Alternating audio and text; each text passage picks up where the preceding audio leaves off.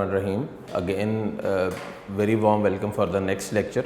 I hope all of you are going through the lectures well and trying to get through the things properly.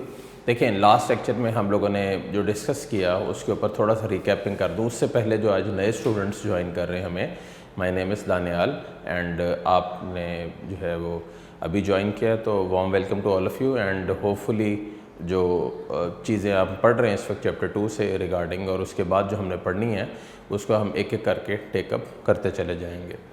तो अभी हमने जो last पढ़ा है वो हमने पढ़ा डीएनए और आरएनए की, उसमें थोड़ा सा डिफरेंशिएट किया, बताया कि डीएनए क्या होता है, आरएनए क्या होता है।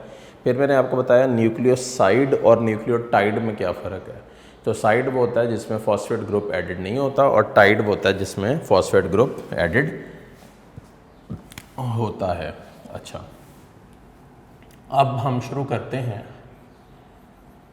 एक main topic. The topic is structure of DNA, right. Explain the structure of DNA. इससे बेहतर है कि हम इस टॉपिक को एक्सप्लेन करें जिस तरह ये बोर्ड में आया हुआ है, Watson and Crick model.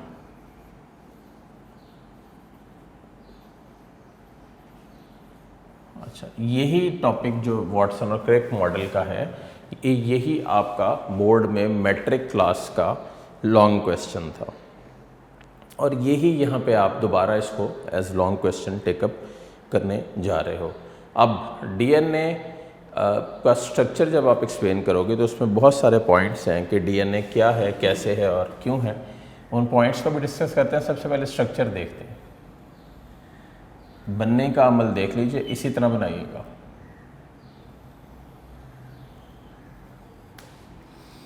DNA पहला पॉइंट डबल स्ट्रैंडेड या डबल हेलिक्स, ठीक। नंबर 2 डीऑक्सीराइबोन्यूक्लियोटाइड होते हैं यहाँ पे, ठीक हो गया। अब आ जाते हैं इसकी अरेंजमेंट के ऊपर। ये 2 स्ट्रैंड्स हैं जो एक दूसरे के एंटी पैरेलल है, एंटी पैरेलल, एक अप जाता हुआ और दूसरा डाउन आता हुआ आपको नज़र आ रहा है। ये डायरेक्शन भी ध्यान में रखिए, 5 to 3 और अगेन ये भी 5 to 3, ये दोनों एंटी पैरेलल हैं। तो फिर सबसे पहली बात है कि 5 to 3 और ये क्या है, जो बेटे 5 to 3 है, बेसिकली ये शो कर रहा है attachment with regards to phosphodiester bond. Last lecture मेरा रिकॉल करिए, जब भी डिहाइड्रेशन सेंसेस होती है, यानी कि एक वाटर का मॉलिक्यूल रिमूव करते हैं, तो जो रिमेनिंग बनता है आपके पास वो क्या है, फॉस्फोडाइस्टर बॉन्ड। और ये एज सच 5 से 3 की अरेंजमेंट के अंदर ये अरेंज होते चले जाते हैं। अब हम बढ़ते हैं आगे और हम इन दोनों स्ट्रैंड्स की कॉइलिंग और उसके ऊपर सारी बात अब करने लगे हैं। ये जो दोनों स्ट्रैंड्स हैं डीएनए के, ये बने किससे हुए हैं? ये बने हुए हैं फॉस्फेट से और शुगर से। फॉस्फेट शुगर, फॉस्फेट शुगर,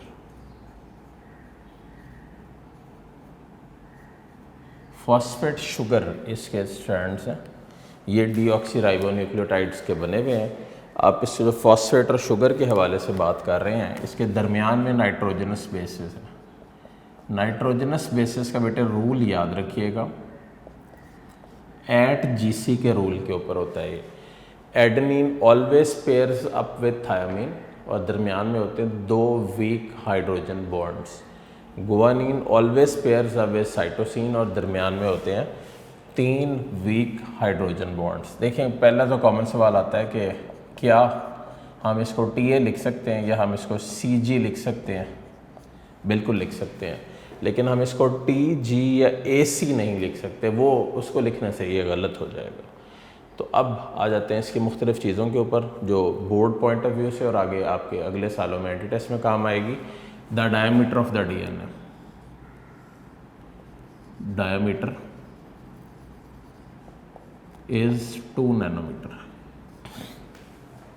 बहुत ही इंपॉर्टेंट वैल्यू डायमीटर के हवाले से, इसको नोट कर लीजिए। डायमीटर ऐसे होता है, ऐसे। ये इसके अंदर मैंने इसलिए इसको दिया है कि आप इसको समझ सको कि डायमीटर क्या है, इस तरह इसको डायमीटर बोलते हैं। अब अगर कोई पूछे length of one strand of the DNA, तो length of the one strand is 3.4 nanometer या एंगस्ट्रॉम।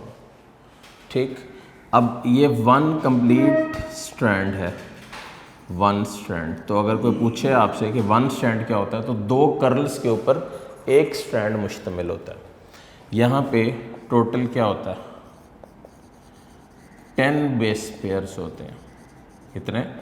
10 base pairs. तो इसका मतलब ये कि अगर कोई आपसे, आप सवालों के ऊपर गौर करिए, the complete length of the one DNA strand is equal to 3.4 nanometer, it contains 10 base pairs in it.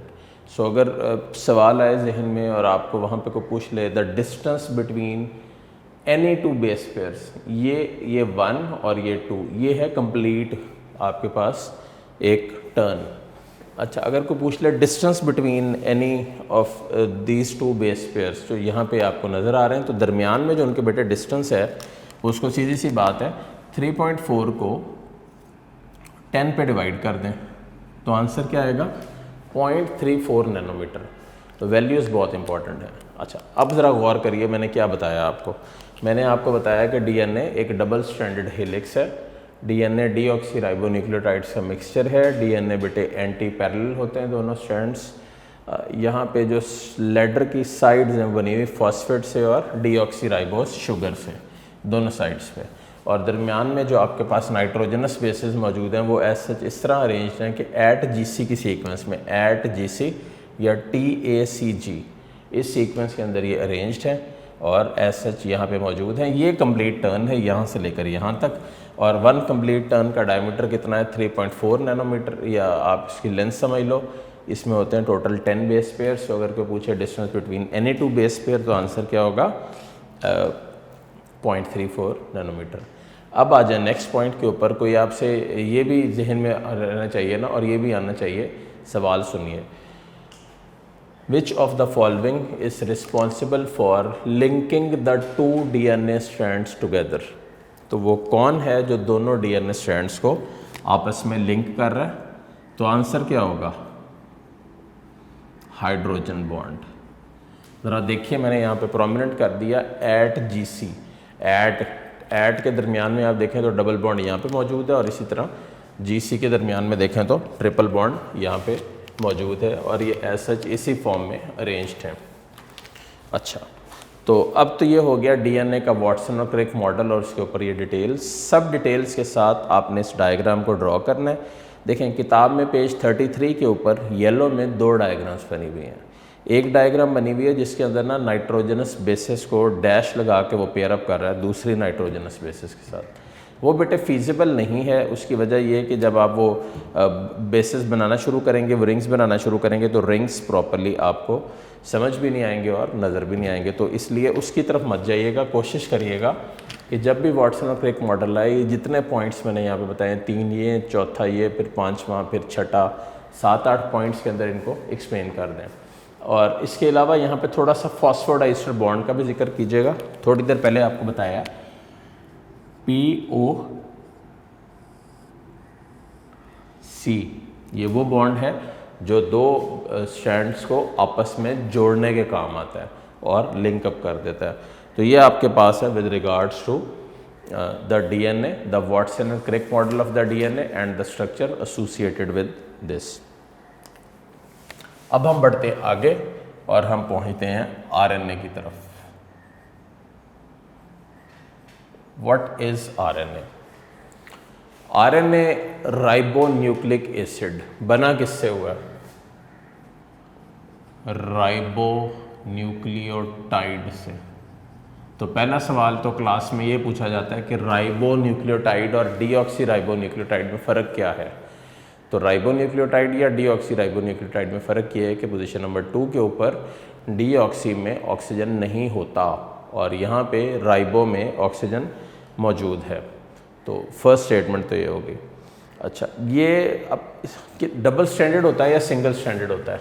RNA हमेशा याद रखिएगा सिंगल स्ट्रैंडेड होता है, लेकिन ये कॉइल अप इस तरह हुआ होता है कि नज़र डबल स्ट्रैंडेड आता है।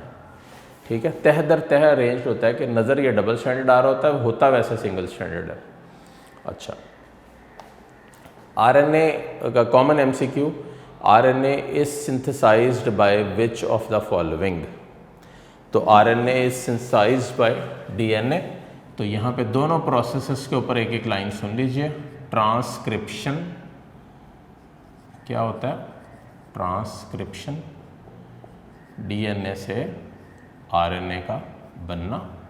और फिर आप आ जाएं सेकंड पार्ट के ऊपर, दैट इज ट्रांसलेशन, आरएनए से प्रोटीन का बनना।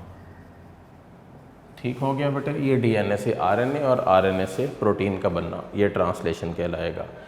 और ये एज सच इस वे में और इसी तरीके से अरेंज हुए होते हैं। ठीक हो गया। अब आ जाएं टाइप्स ऑफ आरएनए की तरफ। पहला आरएनए है एमआरएनए, मैसेंजर आरएनए। टोटल कितने परसेंट होता है? 3 to 4% ऑफ द टोटल जो है वो मैसेंजर आरएनए कंप्राइज करता है। अच्छा, अब इसके अंदर कुछ चीज़ें आपको जानने की ज़रूरत है। मैसेंजर आरएनए क्या करता है? मैसेज लेता है और प्रोटीन सिंथेसिस करवाता है। तो इसका मतलब इसका मेन रोल किस में है? ट्रांसलेशन। ट्रांसलेशन क्या होता है? आरएनए से प्रोटीन का बनना। सेकेंड लाइन में एक लाइन लिखी हुई है, इसकी मैं पढ़ के सुना रहा हूँ अपने बच्चों को। Messenger RNA carries the genetic information from DNA to ribosome where amino acids are attached या arranged according to the information in messenger RNA to form specific proteins। अच्छा, ये RNA वेरिएबल लेंथ का होता है और ये डिपेंड किस पे करता है? साइज ऑफ जीन पे as well as size of the protein पे। अच्छा, अगर कह रहा है, आप देखें एक वैल्यू भी यहाँ पे लिखी हुई है, अगर एक जगह पे 1000 अमाइनो एसिड्स टोटल हैं तो यहाँ पे 3000 न्यूक्लियोटाइड्स हैं जो यहाँ पे अरेंज्ड हैं और वो एक दूसरे के साथ लिंक्ड हैं। तो इसका ये मतलब हुआ कि 3 न्यूक्लियोटाइड के एक सीक्वेंस को जेनेटिक कोड बोलते हैं जो एक अमाइनो एसिड को कोड करता है। एग्जांपल देता हूँ आपको, AUG, ये जो AUG है this is a genetic code जो कोड किसको कर रहा है? एक 3 न्यूक्लियोटाइड सीक्वेंस को, जो अगर फ़र्ज़ करें कि 3 न्यूक्लियोटाइड मिलकर एक अमाइनो एसिड को बना रहे तो 3000 न्यूक्लियोटाइड 1000 अमाइनो एसिड्स को कोड करेंगे। और ये मिथियोनिन एक अमाइनो एसिड का नाम है और ये इनिशिएशन कोड है जो ट्रांसलेशन के प्रोसेस को शुरू करवाता है। अच्छा, अब आ जाते हैं सेकंड के ऊपर, टीआरएनए। टीआरएनए बेटे क्या है? टोटल पहले तो देख लें 10 to 20% of the cell. Unique notes के अंदर से इन लेक्चर्स को ज़रूर कंसिडर कीजिएगा। उसकी वजह ये कि वहाँ पे इसको टैबुलेट भी किया गया और इसके ऊपर नए एमसीक्यूज़ भी एडेड हैं जो पुराने एडिशंस के अंदर आपको नहीं मिलेंगे। तो ये 10 to 20% of the total RNA को यहाँ पे बनाता है। और अगर कोई आपसे पूछे कि ये इसकी लेंथ कितनी है तो इसकी लेंथ है 75 to 90 न्यूक्लियोटाइड्स। स्मॉल चेन है, इसका मतलब बहुत ज़्यादा लंबे नहीं होते। अच्छा, अब कोई आपसे पूछे इसकी टाइप्स कितनी है तो कुछ जगह पे किताब में 45 लिखा हुआ है, लेकिन जो मेन टाइप्स हमारे काम की हैं वो है 20 स्पेसिफिक टाइप्स। 20 टाइप्स का होता है ये। इसका मतलब जो 20 अल्फ़ाबेट्स हैं अंग्रेज़ी के, उन्हीं की बेस के ऊपर 20 मुख्तलिफ टाइप्स हैं जिसके ऊपर ये अरेंज्ड है और एज सच मौजूद है। करता क्या है transfer RNA? It picks up amino acid and transfers them to the ribosomes. और फिर वहाँ पे क्या होता है? ट्रांसलेशन। तो ट्रांसलेशन में कैसे हेल्प करता है? Pics up amino acids.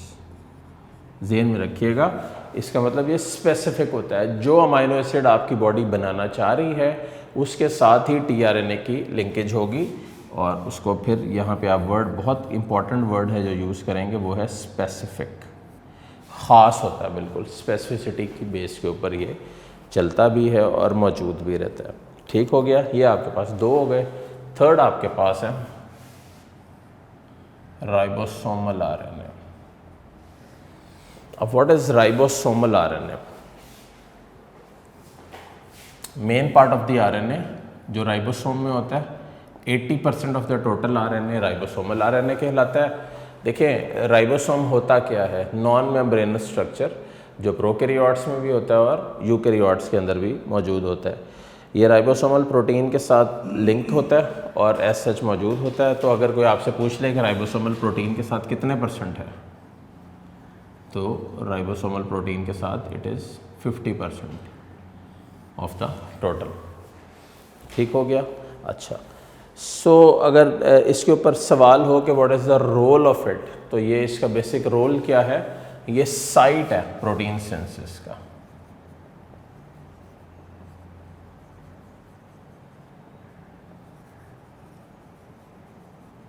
Site of protein synthesis यानी कि ये वो जगह है, वो बायोसिंथेटिक मशीनरी है जो यहाँ पे एक्ट करती है और एज सच इसको यहाँ से लेकर चलती है। तो इसका मतलब ये कि साइट ऑफ प्रोटीन सिंथेसिस के अंदर जो मेन प्रोसेस ये कर रही है वो क्या है, ट्रांसलेशन। बार बार वर्ड आ रहा है ट्रांसलेशन का, इसका मतलब सारे आरएनएस का मोर और लेस काम एक ही है। क्या काम है, प्रोटीन सिंथेसिस। तो अगर राइबोसोमल आरएनए को देखें, जो राइबोसोम है उसकी शेप देखें तो ये देखें इस तरह की होती है। ये 2 यूनिट्स होते हैं इसके जो आपस में लिंक हुए होते हैं, कंपैक्ट अरेंजमेंट होती है, कोई भी मेम्ब्रेन नहीं होता उसके ऊपर। तो ये एज सच इस फॉर्म में मौजूद है। मैंने आपको बोर्ड के ऊपर ये टैबुलेट कर दिया है, सिर्फ इसलिए टैबुलेट करके दिया है कि मेरे बच्चे इसको अच्छे अंदाज में कर सकें, इसको देख सकें, जान सकें। सारे को एक दफ़ा आराम से गो थ्रू करिए, उसके बाद ऊपर से देखना शुरू करिए आरएनए क्या होता है, फिर राइबोसोम्स के ऊपर थोड़ा सा देखें। और उससे पहले जो लॉन्ग करवाया डीएनए का स्ट्रक्चर या वाटसन और क्रिक मॉडल, उसको प्रॉपर्ली गो थ्रू करिए। इसमें इसका डायमीटर देखिए, यहाँ पे नहीं लिखा हुआ, चैप्टर 20 से एडअप किया, यहाँ पे इसकी लेंथ देखें, ये कितने बेस पेयर्स के ऊपर मुश्तमिल है। तो अब हम लास्ट टॉपिक की तरफ बढ़ रहे हैं इस चैप्टर के। लास्ट टॉपिक का क्या नाम है, कॉन्जुगेटेड मॉलिक्यूल्स। देखें कॉन्जुगेटेड मॉलिक्यूल्स क्या होते हैं।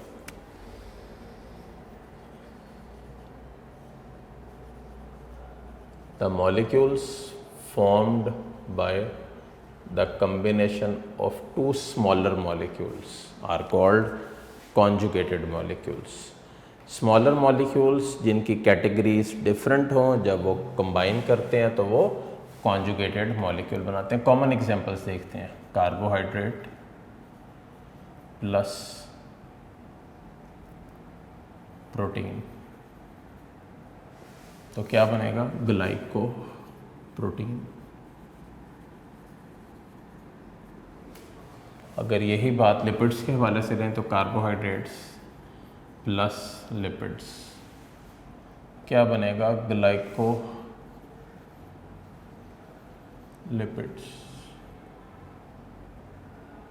ठीक हो गया, एक ग्लाइको प्रोटीन है, दूसरा ग्लाइको लिपिड, इस फॉर्म में अरेंज्ड है। अच्छा, इसके अलावा कुछ MCQs भी साथ कर लेते हैं। Most of the cellular secretions are, answer क्या होगा, they are glycoprotein in nature.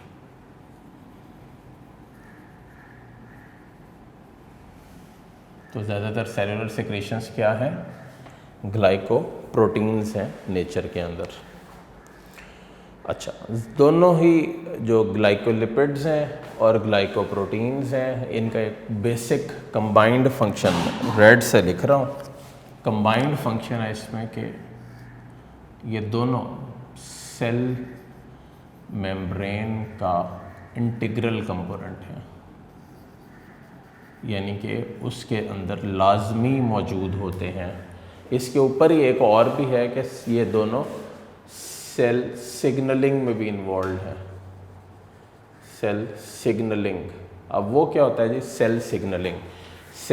Cell membrane कौन से स्पेसिफिक मॉलिक्यूल्स को रिसीव करता है, कौन से मॉलिक्यूल्स को आगे पास करता है, ये सब सेल सिग्नलिंग कहलाती है और यही उसकी अरेंजमेंट को रिप्रेजेंट करता है। अच्छा, इसके अलावा थर्ड हमारे पास है लिपिड्स और प्रोटीन्स जब आपस में मिल जाते हैं तो बनाते हैं लिपोप्रोटीन्स। अब lipoprotein are a very important component of cell membrane as well as they are a very important component of cell wall भी। इवन सेल वॉल के अंदर भी लिपोप्रोटीन्स मौजूद होते हैं, मेम्ब्रेन्स के अंदर भी होते हैं और बहुत सारे और स्ट्रक्चर्स के अंदर भी होते हैं। इसके अलावा चौथा हमारे पास न्यूक्लिक एसिड प्लस हिस्टोन, तो आंसर क्या होगा? न्यूक्लियोहिस्टोन। इसमें ना कुछ MCQs दिए हुए हैं। ये nucleic acid have a special affinity for basic protein, तो इसका मतलब ये हिस्टोन बेसिक अमाइनो एसिड है। और ये जो न्यूक्लियोहिस्टोन बन रहा है जब ये कंबाइन हो जाता है, तो एक तो बात है कि ये मौजूद कहाँ पे? क्रोमोसोम के अंदर, और सेकंड बात ये कि इसका बेसिक रोल क्या है? इसका बेसिक रोल है जीन एक्सप्रेशन। इसका मतलब जीन एक्सप्रेशन क्या? जीन्स को एक्सप्रेस करने का तरीका रेगुलेट करता है ये। जीन्स कौन सी एक्सप्रेस होनी चाहिए, कौन सी एक्सप्रेस नहीं होनी चाहिए, किस फॉर्म में अरेंज्ड हैं, कैसे उनकी कम्बिनेशंस हैं, ये सब इसके अंदर आ जाता है। तो ये था आपके पास लास्ट टॉपिक इस चैप्टर का। 4 पॉइंट्स हैं: कार्बोहाइड्रेट्स और प्रोटीन्स, ग्लाइकोप्रोटीन, कार्बोहाइड्रेट और लिपिड, ग्लाइकोलिपिड, दोनों सेल मेम्ब्रेन के बेसिक कंपोनेंट्स हैं, सेल सिग्नलिंग में इन्वॉल्व हैं। और इसके अलावा अभी मैंने एक MCQ बताया आपको, most of the cellular secretions are glycoproteins. तो अगर मेरे बच्चों आपसे कोई पूछे कि सेक्रीशंस क्या होती हैं, तो सेक्रीशंस फिनिश्ड प्रोडक्ट्स को बोलते हैं। वो प्रोडक्ट्स जो मुकम्मल तौर पे तैयार होते हैं उनको सेक्रीशंस का नाम दिया जाता है।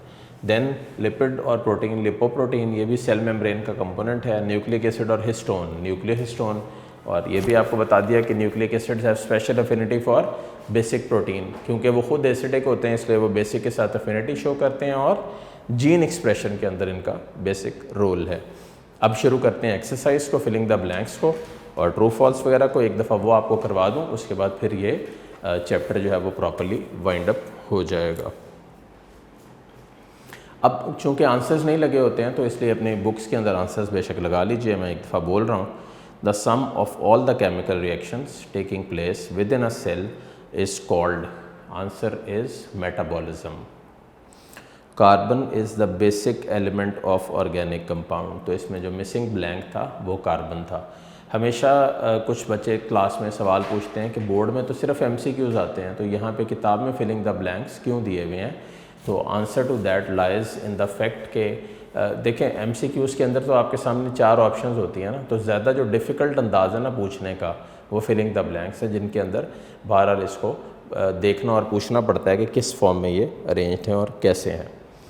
Next, all the amino acids have an amino group and carboxyl group attached to the same carbon atom. Next, cellulose is the most abundant carbohydrate in nature, ठीक हो गया। And then adenine and guanine are double ringed nitrogenous bases, और इनको क्या बोलते हैं? प्योरीन्स, ठीक है जी। अच्छा, प्योरीन्स फिर बता दूं, वर्ड छोटा है, बेसिस डबल रिंग्ड है। अब आ जाए ट्रू फॉल्स के ऊपर और उसकी करेक्शन भी करेंगे कि कौन सी फॉल्स हैं और क्यों फॉल्स हैं। पहला, a small proportion of water molecules are in ionised form, answer is true, ठीक हो गया, सही है ये। The covalent bond between two monosaccharides is called peptide bond, गलत है ये। देखें, पेप्टाइड बॉन्ड होता है 2 अमाइनो एसिड्स के दरमियान में, तो जो 2 मोनोसेक्राइड्स के दरमियान में हो इसको क्या बोलते हैं? Glycosidic bond. तो इसको करेक्शन लगा लीजिए और इसका करेक्ट भी लिख लीजिए कि जो मोनोसेक्राइड्स के दरमियान में वो कौन सा है? Glycosidic. Glycogen is also called plant starch, answer is wrong.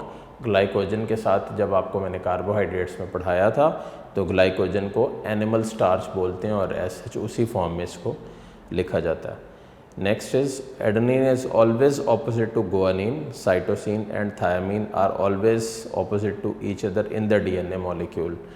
देखें फिर बता दूं, यहाँ पे एक दफ़ा फिर रूल जहन में रखिएगा, एट GC एडेनिन हमेशा थायमीन के जो है वो ऑपोजिट आता है। एडेनिन कभी भी जो है वो साइटोसिन या गुआनिन के ऑपोजिट नहीं आ सकता। ये वाटसन और क्रिक मॉडल ने हाइड्रोफोबिक इंटरेक्शंस की बेस के ऊपर ये रूल निकाला था। उसके मुताबिक अगर ये एडेनिन साइटोसिन या गुआनिन के सामने होगा तो टेक्निकली ये हेलिक्स आपस में लिंक नहीं हो सकेगा। और डीएनए डबल हेलिकल फॉर्म में एग्जिस्ट ही नहीं करेगा। तो इसको जहन में रखिएगा। ठीक हो गया। Next fifth one, DNA molecule is made up of 2 polynucleotide strands. तो डेफिनेटली डीएनए जो है वो 2 पॉलीन्यूक्लियोटाइड स्ट्रैंड से मिलकर बनता है, वो दोनों स्ट्रैंड्स आपस में अरेंज होते हैं। Now the next are the MCQs. Number 1, animals obtain carbohydrates mainly from starch, एक हो गया। Then peptide bond, peptide bond के हवाले से फिर रिकॉल करा दूं आपको।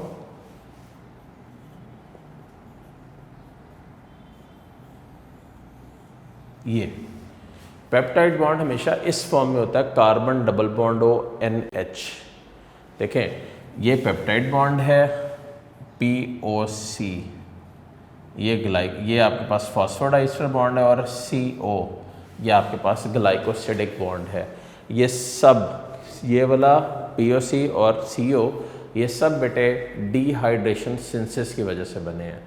What is dehydration synthesis? The process of removal of a water molecule, जिसकी वजह से ये एग्जिस्ट करते हैं और एज सच सामने आ रहे हैं।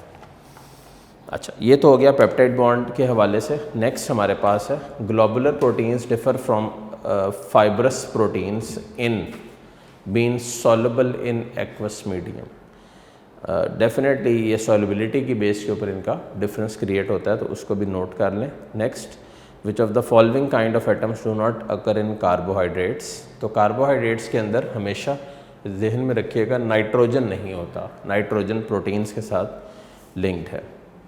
Fifth one, amino acids are arranged in proper sequence during protein synthesis according to the instructions transcribed on. अब बताइए, अभी मैंने पढ़ाया आपको आरएनए और उसकी टाइप्स, तो वो कौन है जो इंस्ट्रक्शंस को ट्रांसक्राइब कराता है और फिर आगे पास करता है?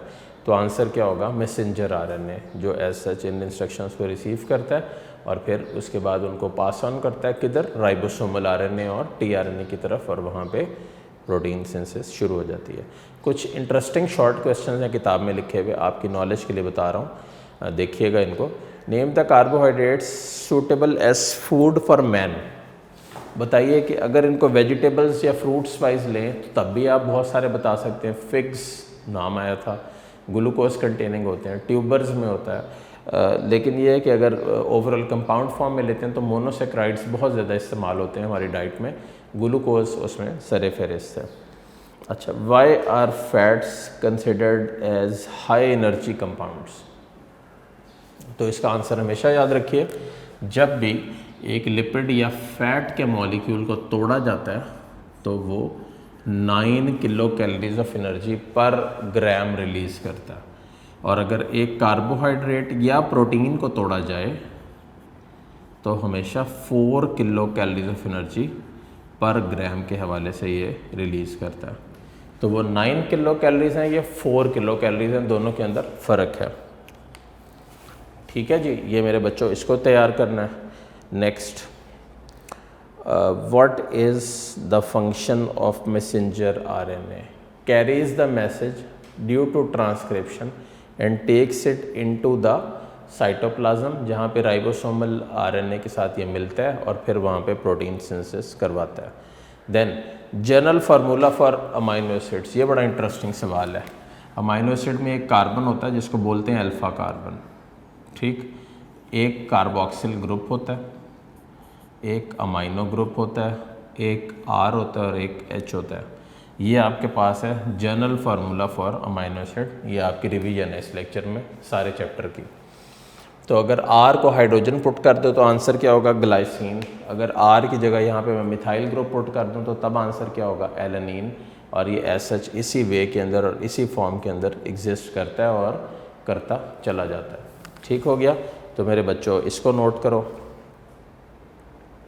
Then what is the percentage of water in brain cells of man?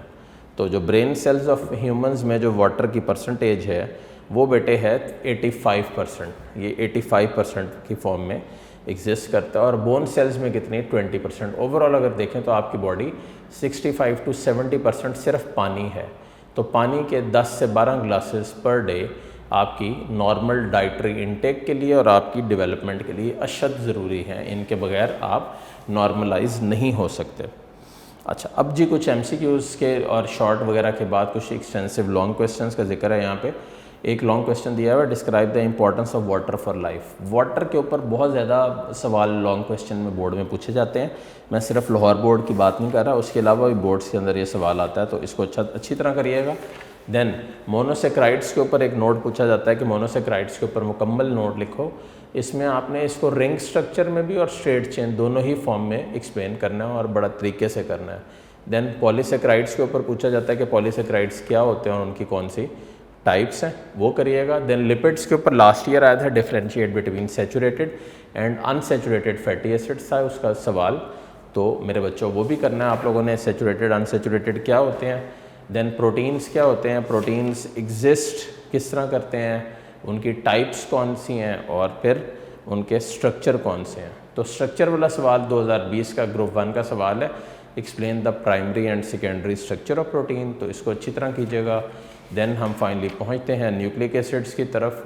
Nucleic acids हमारा लास्ट टॉपिक था। इस टॉपिक के अंदर हमने दोनों अंदाज में इसको दोनों चीज़ों की वे में टेकअप किया था, जिसमें DNA भी था और RNA भी था। DNA का जो कॉमन लॉन्ग क्वेश्चन है वो आ सकता है आपको, explain the Watson and Crick model of DNA, और उसके अंदर फिर आपको सारी उसकी डिटेल एक्सप्लेन करना पड़ेगी। और जो सेकंड आपके पास है RNA और उसकी टाइप्स, जो टेबल सारा दिया हुआ है, उस टेबल को आपने, जो मैंने अभी बनवाया, उस टेबल को आपने बड़ी अच्छी तरह करना है। उसमें से MCQs बहुत ज़्यादा पूछे जाते हैं। और फिर फाइनली हम पहुँचते हैं लास्ट टॉपिक की तरफ, कॉन्जुगेटेड मॉलिक्यूल। इनको कम्प्लेक्स मॉलिक्यूल बोलते हैं। ये होते क्या हैं, 4 अरेंजमेंट्स के अंदर कार्बोहाइड्रेट प्रोटीन के साथ मिलते हैं, तो glycoprotein, then glycolipids. Cell signalling क्या होती है, ये वो एक सिग्नल है, ये वो एक मैसेज है जिसमें ख़ास जो चीज़ें हैं उनको रिसीव किया जाता है और बहुत सारी चीज़ें उसको रिजेक्ट कर दिया जाता है। उसकी वजह कि सेल मेम्ब्रेन सेमी परमिएबल होता है, सब चीज़ों को अपने अंदर से गुजरने नहीं देता, सिर्फ वो उन चीज़ों को गुजरने देता है जिनकी सेल को रिक्वायरमेंट है। देन लिपोप्रोटीन्स का है। देन न्यूक्लियोहिस्टोन्स हैं जो जीन एक्सप्रेशन के अंदर बहुत इंपॉर्टेंट रोल प्ले करते हैं। और जीन एक्सप्रेशन क्या होता है कि जीन्स को एनालाइज करना और उसके बाद उनका एक्सप्रेशन देना, यानी कि उनको एक्सप्लेन करना कि वो किस फॉर्म में और किस वे में यहाँ पे कनेक्टेड हैं और मौजूद हैं। That is all with regards to chapter 2। I hope कि आप लोगों ने चैप्टर 2 को बड़ा प्रॉपर अंदाज में देखा होगा, मेरे साथ किया होगा और समझा भी होगा। इसको करने के बाद फिर इसका टेस्ट अटैम्प्ट कीजिएगा, इसके MCQs कीजिएगा। Wish you very good luck with the chapter 2। अब हम इंशाल्लाह नेक्स्ट लेक्चर के अंदर चैप्टर 4 शुरू करेंगे, जो मेन डायग्रामेटिक चैप्टर है, जहाँ से प्रॉपरली डायग्राम्स की एनालिसिस और उसकी प्रैक्टिस शुरू होती है। Wish you all good luck for this chapter and hopefully you will be there with me in the next chapter as well. अल्लाह हाफिज़।